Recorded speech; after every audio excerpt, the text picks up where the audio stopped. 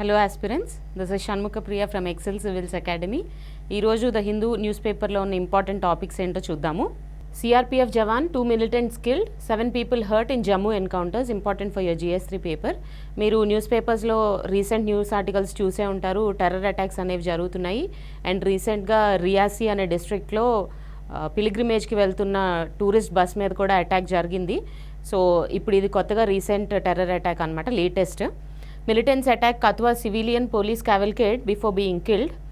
So police క్యావల్కేడ్ని attack చేశారు and militants కూడా తర్వాత షూట్అవుట్ ఏదైతే జరుగుతుందో దాంట్లో మిలిటెంట్స్ కూడా చనిపోయారు. The region has seen 4 major militant attacks including the one which killed 9 pilgrims in Reasi district. అదే నా పిలిగ్రిమేజ్కి వెళ్తున్న టూరిస్ట్ బస్ మీద అటాక్ చేస్తే రీసెంట్గా డ్యూరింగ్ ద ఎలక్షన్ రిజల్ట్స్ ఆ రోజే టెర్రర్ అటాక్ అనేది జరిగింది రియాసీలో అండ్ 9 పిలిగ్రిమ్స్ చనిపోయారు. మనం రీసెంట్గా ఎందుకు టెర్రరిస్ట్ అటాక్స్ ఎక్కువ చూస్తున్నామని అనలిస్ట్ ఫీల్ అవుతున్నారు అంటే బిఫోర్ సెప్టెంబర్ 2024 కల్లా assembly for Jammu and Kashmir legislative assembly elections supreme court సుప్రీంకోర్ట్ 2023లో రూలింగ్ ఇచ్చింది. While looking at the concerns about abrogation of article 370. మనకి 2019లో ఆర్టికల్ 370 అనేది అబ్రిగేట్ అయింది. That means it has been legally withdrawn and the special status for Jammu and Kashmir has been withdrawn after the abrogation of Article 370. So దాని మీద సుప్రీంకోర్టులో judgement అనేది release అయింది 2023లో. It upheld the abrogation of article 370 and it gave the directions to the government to hold the elections for the legislative assembly of Jammu and Kashmir before September 2024. So అవి upcoming డేస్లో elections ఉన్నాయి కాబట్టి and also ఈ మంత్లో జూన్లో అమర్నాథ్ యాత్ర కూడా ఉంది. సో ఆ రెండు చూసుకొని టెర్రర్ అట్మాస్ఫియర్ క్రియేట్ చేయడానికి అని చెప్పి టెర్రరిస్ట్ స్ట్రైక్స్ ఎక్కువగా జరుగుతున్నాయని అనలిస్ట్ ఫీల్ అవుతున్నారు. And national conference president mister Farooq Abdullah ఏమన్నారు ఈ ఇన్సిడెంట్స్ వల్ల అంటే, so there has to be talks between India and Pakistan on settling this issue, otherwise these militant attacks won't stop అని ఆయన రీసెంట్గా స్టేట్మెంట్ ఇచ్చారు after these new terror attacks. The second important topic for today, firing at Moirang Purel in Manipur, Meitei protesters block Assam Rifles. Important for your GS3 paper. మనము ఈ మధ్యకాలంలో చెప్పుకున్నాము మణిపూర్లో ఏ అయితే రయోట్స్ జరుగుతున్నాయో బిట్వీన్ మైటీస్ అండ్ కుకీస్, దాంట్లో ఇది latest development. After a recent spate of violence in Manipur, firing was reported further east along the boundary of Imphal district. అదే రీసెంట్గా మళ్ళీ వైలెంట్ ఇన్సిడెంట్స్ అనేవి స్టార్ట్ అయ్యాయి. As security forces conducted area domination exercises, some of them were blocked by civilian women's groups protesting the presence of Assam Rifles. Assam Rifles అనేది it comes under the Central Armed Police Forces, CAPF. Like there are other forces also like the Sahasra Seema Bal, Indo-Tibetan Border Police and border security force. So అలాగా Assam Rifles అనేది కూడా CAPF, central armed police forces కిందకు వస్తుంది. It is actually an agency which is responsible for counter terrorism, anti insurgency and maintaining law and order across the borders of India and Myanmar and China. So ఆ bordering కంట్రీస్కి మనకి ఆ relationship అనేది counter terrorism కానీ anti insurgency activities కానీ లా and order maintain చేయడం కానీ ఇవన్నీ అస్సాం రైఫిల్స్ చూసుకుంటుందన్నమాట. సో అస్సాం రైఫిల్స్ వాళ్ళు రీసెంట్గా to maintain law and order in that area ఇళ్లలోకి వెళ్ళి కార్డన్ అండ్ సర్చ్ ఆపరేషన్స్ చేస్తున్నారు. సో ఎవరైతే అక్కడ లోకల్స్ కాదో వాళ్ళని బయటికి పంపించేస్తున్నారు. So as to suppress the tense situation there. But Meiteis ఏం అలెజ్ చేస్తున్నారు అంటే అస్సాం రైఫిల్స్ అనేవాళ్ళు they are taking the side of Kukis and backed by the central government. వాళ్ళు back by the central government Meiteis ఉండే ఇళ్ళన్ని వెకేట్ చేపిస్తున్నారు so that Kukis can come and occupy those places అని. And Kukis are also alleging that Manipur police are hands in glove with Meiteis. So ఎవరికి వాళ్ళు allegations చేస్తూనే ఉన్నారు. But the Assam Rifles and the central government is maintaining it stance that it will ensure law and order in the affected regions అని central government and Assam Rifles specify చేస్తున్నాయి. The primary function of Assam Rifles is guarding Indian borders with Myanmar and China. They are referred to as the sentinels of the northeast. Sentinels are friends of the hilly areas ani Assam Rifles ko oka tagline undi. So as I have told earlier, Assam Rifles comes under the CAPF, Central Armed Police Forces. The next important topic for today, Lok Sabha session from June 24. New MPs to take oath, elect speaker, important for your GS2 paper. మనం పాలిటీలో ఏదైతే థియరీలో చదువుకున్నామో you can observe it being implemented on ground. So ఇప్పుడు కొత్తగా MPs for Lok Sabha elect అయ్యారు కదా after the general elections. So వాళ్ళు ఎలా ఫస్ట్ సెషన్లో ఓత్ తీసుకుంటారు, ఎవరు వాళ్ళతో ఓత్ చేపిస్తారు, and how is a speaker elected for the 18th Lok Sabha that is going to assemble on June 24th అనేది మనము ఇన్ ప్రాక్టికాలిటీ చూస్తాము. The first session of the 18th Lok Sabha will be held from June 24, July 3rd. The Rajya Sabha session will start on June 27th. According to the Parliamentary Affairs Minister, Mr. Kiran Rijiju, ఆయన ఈ statement release చేశారు that the first session of the 18th Lok Sabha June 24th నుంచి July 3rd వరకు జరుగుతుందని. President Droupadi Murmu will address a joint sitting of the 2 houses on June 27th. According to Article 87 of the Constitution, joint sitting of the houses should be addressed by the President after the general election అనేది mention చేసి ఉంది కదా Article 87లో. So according to that article President will address the joint sitting of the Parliament. The MPs will take oath or make affirmations of their membership of the Lok Sabha and elect the speaker during first 3 days of the Lok Sabha session. First president అనే ఆమె ఒక pro tem స్పీకర్ని nominate చేస్తారు. So ఆయన ఎంపీస్తో oath taking అనేది చేపిస్తారు. So MPs oath taking ceremony అయిపోయాక they will elect the speaker of the Lok Sabha with a simple majority. Simple majority అనేది మనం పాలిటీలో చదువుకునే ఉంటాం కదా. It is more than 50% of the votes that are polled by the members present and voting in the house. So ఆ simple మెజారిటీతో MPs Lok Sabha స్పీకర్ని elect చేసుకుంటారు. So that will happen during this session with in 3 days, during the first 3 days of this first session of the 18th Lok Sabha. The next important article for today, PM to attend G7 outreach in Italy, all eyes on possible interaction with Zelensky, Trudeau, important for your GS2 paper. Zelensky is the Ukrainian president and Justin Trudeau is the Prime Minister of Canada. So మనకి కొంచెం కెనడాతో of late కొంచెం relations అనేవి strain అయినాయి కాబట్టి so all eyes are on the meeting between Trudeau and Mr. Modi. Prime Minister Narendra Modi will travel to the Apulia region of Italy on Thursday to attend the G7 outreach meet. G7 outreach meet అనేది ఇటలీలో జరుగుతుంది. And as the Prime Minister for the 3rd consecutive term, all eyes would be on Modi, and it is going to happen during this week in Apulia in Italy. Apart from leaders of the other G7 countries, Canada, France, Germany, Japan, the UK and the USA and the European Union leadership, Mr. Modi will be among leaders of 12 countries invited to the outreach. 12 countries నుంచి లీడర్స్ని కూడా invite చేశారు ఈ అవుట్రీచ్కి.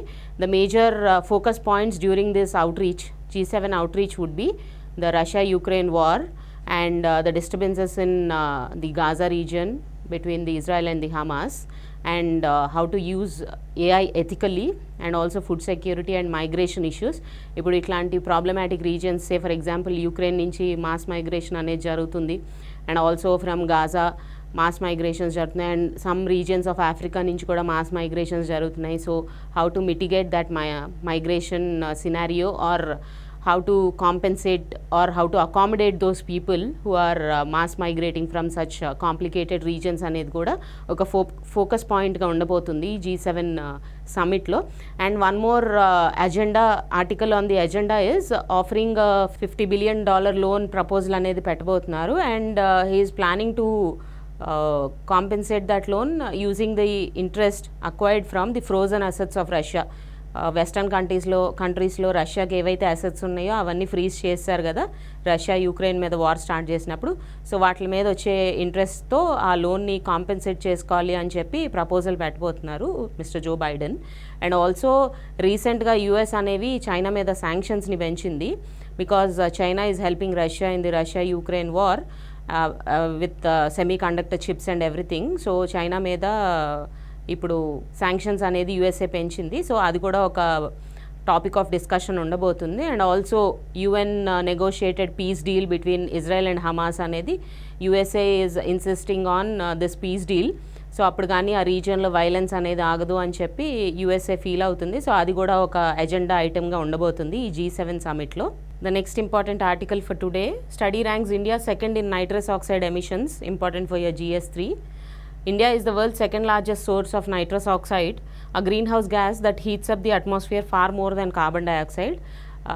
Volumes లెవెల్లో carbon dioxide is high when compared to nitrous oxide in the atmosphere, but damage అనేది nitrous oxide వల్ల ఎక్కువ జరుగుతుంది when compared to carbon dioxide. And ఆ study revealed that India is the second highest producer of nitrous oxide in the world. China is the first. Nearly 11% of such global man-made emissions in 2020 were from India, topped only by China at 16%. The major source of these emissions comes from fertilizer usage. అదే మనం fertilisers use చేస్తాం కదా ప్లాంట్స్కి అవుట్పుట్ని పెంచడానికి అని చెప్పి, so దానివల్ల nitrous oxide emissions అనేవి పెరుగుతున్నాయి. And also 11% of such global emissions India నుంచే వచ్చాయి 2020లో, అండ్ చైనా నుంచి 16%. టోటల్ గ్లోబల్ ఎమిషన్స్లో China contributed 16% and India contributed 11%. So దీన్ని ఎలా తగ్గియచ్చు అనే స్టెప్స్ కూడా ఆ స్టడీ సజెస్ట్ చేసిందనమాట. How can we reduce the nitrous oxide emissions అంటే to focus more on organic farming, to reduce the usage of fertilisers. And current level of carbon dioxide in the atmosphere is 1,000 times more than that of nitrous oxide, making carbon dioxide reduction the bigger priority among countries trying to contain climate change. Obviously reducing the carbon dioxide levels in the atmosphere is of highest priority because dani quantum anedi presence anedi ekku undi in the atmosphere when compared to nitrous oxide. But of late the researchers have observed that nitrous oxide is also causing major harm to the environment on par with carbon dioxide. Agricultural production using nitrogen fertilizers such as ammonia and animal manure contributed 74% of the total anthropogenic N2O emissions in the last decade. Ade last decade lo total N2O emissions lo 74% ఏవి contribute చేశాయంటే use of ammonia fertilisers and cattle manure, animal manure అనేవి use చేయడం వల్ల 74% AI increase అయితే ఉందో దాంట్లో 74% ఈ రెండు యాక్టివిటీస్ వల్లే వచ్చిందంట in the last decade. The next important topic for today, industrial output growth dips to 3-month low of 4.97%, important for your GS 3 paper. Industrial output growth eased to a 3-month low of 4.97% in April from an upgraded 5.4% in March. Industrial output అనేది మార్చ్లో 5.4% ఉండింది, ఇప్పుడు it reduced to 4.97%. ఇది actually index of industrial production అనేది IIP అనేది every month central statistical organisation CSO అనేది release చేస్తుంది ఐఐపిని. సో ఈ మంత్ కూడా డేటా రిలీజ్ చేసింది and they observed reduction in output, industrial output. Basically index of industrial అవుట్పుట్లో ఐఐపిలో 3 మేజర్ సెక్టర్స్ ఉంటాయి, manufacturing, mining and electricity. So ఈ 3 ఇండస్ట్రీస్ మీద మేజర్ ఫోకస్ ఉంటుంది. అసలు ఎందుకు క్యాలిక్యులేట్ చేస్తారు ఇండెక్స్ ఆఫ్ ఇండస్ట్రియల్ అవుట్పుట్ అంటే to look at the performance of each sector, like how they are producing every month and if they fall behind వాటి రీజన్స్ని analyse చేసి ప్రాబ్లీ కొత్త స్కీమ్స్ డెవలప్ చేయడానికి కానీ ఆర్ కొత్త ఇన్సెంటివ్స్ని డెవలప్ చేయడానికి కానీ పాలసీ ఫ్రేమింగ్లో ఈ ఇండెక్సెస్ అనేవి యూజ్ అవుతాయి. So one of those indexes is index of industrial production IIP, released by the central statistical organisation. ఈ central statistical organisation various ministries నుంచి అవుట్పుట్ ఫిగర్స్ని తీసుకొని ఆ ఇండిసెస్ని తీసుకొని కొరిలేట్ చేసి ఒక ఇండెక్స్ అనేది ప్రొడ్యూస్ చేస్తుంది every month. Out of these 3 sectors manufacturing, mining, ఎలక్ట్రిసిటీలో ఎలక్ట్రిసిటీ ప్రొడక్షన్ అనేది పెరిగింది because of the prevailing heat wave conditions across all the regions in India. So heat wave conditions valla electricity generation anedi perigindi and manufacturing lo kuda they have observed that production of consumer non durables taggindi. What are consumer non durables ante like products which are used within 3 years and which cannot be held over a longer period of time. For example మన washing soaps కానీ liquid detergents కానీ ఇవన్నీ మనం అంత duration అయితే store చేసి పెట్టం కదా. So these are called consumer non durables. So ఆ ప్రొడక్షన్ అనేది తగ్గిందని అబ్జర్వ్ చేశారు and they have also observed that top 50% wealthy people ఏవైతే ప్రోడక్ట్స్ని యూజ్ చేస్తారో వాటి ప్రొడక్షన్ పెరిగింది అండ్ ద అదర్ 50% ప్రోడక్ట్స్ ఏవైతే యూజ్ చేస్తారో ఆ ప్రొడక్షన్ తగ్గింది అని అబ్జర్వ్ చేశారు and the analyst feel that it doesn't augur well for the economy అని వాళ్ళు ఫీల్ అవుతున్నారు. The next important topic for today, Hezbollah fires rockets at Israel to avenge senior commanders killing, important for GS2 paper. So Israel అనేది air strikes చేసింది Lebanon మీద. Around 400 Lebanese people చనిపోయారు and most of them were supporters of Hezbollah. So Hezbollah ఆ ఫైరింగ్లో Hezbollah leader కూడా చనిపోయారు. One of the leaders of Hezbollah also died in those air strikes. So దానికి retaliatory ఎఫెక్ట్గా Hezbollah కూడా firing చేస్తుంది from that side of Lebanon on to Israel. So as we all know, మనం రీసెంట్గా కూడా discuss చేసాము, Hezbollah is a military outfit backed by Iran. About 160 projectiles were fired from southern Lebanon, making it one of the largest attacks since the fighting began. So మీ ఇందాక చెప్పుకున్నట్టు US అనేది peace deal negotiate చేయడానికి try చేస్తుంది Israel and హమాస్కి మధ్యలో, but the fighting are ever increasing. So probably this is they say this is the largest strike after the fighting began by Hezbollah. So the things are not right now on the ground, and the UN should be fastening up this process of negotiating a peace deal between Israel and Hamas and bringing the peace or the region back to order. So this is the prelims question for today, a very factual question. Which of the following countries are members of both G7 and G20? Canada, Australia and France. ఈ మూడిట్లో G7 G20 గ్రూపింగ్లో రెండిట్లో ఉన్న countries ఏంటి అనేది question. So options are only 1, 2 and 3, 2 only and 1 and 3 only. So Canada and France are part of both the groupings G7 and G20, and Australia is a part of only the G20 grouping. India కూడా G20లోనే ఉంది, G7లో లేదు. So only 1 and 3 is the answer. Yeah, G7 members are Canada, France, Germany, Italy, Japan, USA and the UK. So G20 groupingలో ఈ 20 members ఉన్నారు. Argentina, Australia, Brazil, Canada, China, France, Germany, India, Indonesia, Italy, Japan, Mexico, Russia, Saudi Arabia, South Africa, South Korea, Turkey, UK, USA and the European Union. So ఇవి గుర్తుపెట్టుకోండి, these are very important. Like who are the members of what grouping అనేది చాలా important అనమాట. And previous year's mains question idi, Sikkim is the first organic state in India. What are the ecological and economical benefits of organic state? Sikkim is the only state in India which is fully organic state ane title undi Sikkim ki. So what are the benefits of organic farming, be it economical or ecological? So ecological impacts enti, being a fully organic state, and economical impacts, like economical impacts e untayi, tourism perugutundi. So people would be like motivated to go look at the lush green farms and enjoy the quality of food there. Obviously organic ga పండించిన products లో taste కూడా ఎక్కువ ఉంటుంది కదా. So travel industry, tourism industry అనే దానికి కొంచెం boost వస్తుంది ఆర్గానిక్ ఫార్మింగ్ వల్ల.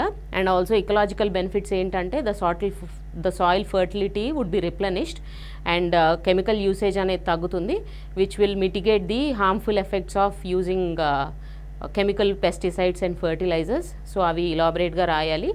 అండ్ సిక్కిం అసలు ఏ పాలసీస్ వల్ల సిక్కిం ఆర్గానిక్ స్టేట్ అయింది కూడా అనేది కూడా ఒకసారి మెన్షన్ చేయండి. I think Sikkim started it's efforts in way back in 2003. కొన్ని లాస్ తీసుకొచ్చింది. ఫస్ట్లో ఏంటి అంటే మిటిగేట్ చేయాలి యూజ్ ఆఫ్ కెమికల్ ఫర్టిలైజర్స్ అనే కొన్ని లాని తీసుకొచ్చింది. బట్ తర్వాత గ్రాడ్యువల్గా it banned using chemical fertilisers.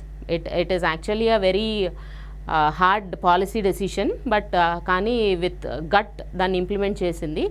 So అది ఇంప్లిమెంట్ చేయటం వల్ల 2016లో I think it has been announced that Sikkim is a fully organic state. So అది ఏ స్టెప్స్ తీసుకుంది అనేది కూడా కొంచెం రాయండి. And what are the benefits అనేది ఇలాబరేట్గా మెన్షన్ చేయాలి ఈ క్వశ్చన్కి ఆన్సర్గా. So that is all for today. Hope you like this session. And ఈ క్వశ్చన్కి ఆన్సర్స్ రాసి ఈ ఈమెయిల్ ఐడికి పంపించండి. Definitely wheel evaluate them and get back to you.